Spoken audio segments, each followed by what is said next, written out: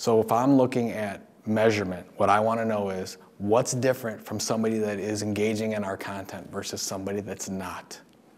If you can see the difference, then you'll know what it's doing for the business. Measuring social success is not a simple thing to do. It depends what your metrics are. On one hand, we have companies that are saying once they get to 1 million followers or 500,000 likes, they've done the job. That's not the right measurement. One way that you can look at it is in terms of brand health. Like, are people talking about our brand in a way that is positive for us, negative for us? Why do they love us? Why do they hate us?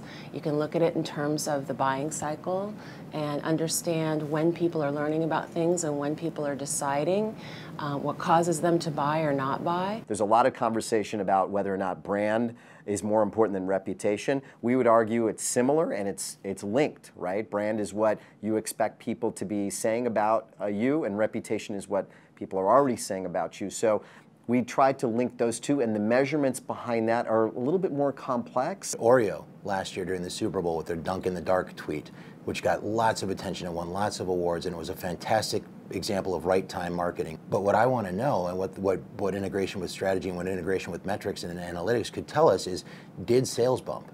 Did that tweet actually get people to be thinking about Oreos the next time they went to the grocery store? So 2 weeks after the Super Bowl, was there a spike in sales?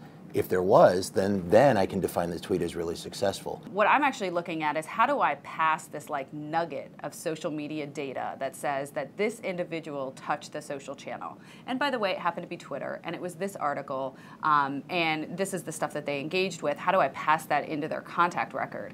Because if I can do that, then I can start to run things like revenue analysis on people who touch social versus those who don't. So when I look at it, it's less about social metrics, it's more revenue and cost metrics aligned to a control group of non-social users. The thing I think practitioners get bogged down in is the social terminology. At IBM, I deal a lot with chief executives and boards. They don't really understand social, and they probably never will. So what I do is I'm very careful to use their terminology, their language, and translate that into social. So for them, the success metrics don't change. It's about business, and it's up to me and my team to translate that into delivering it via social.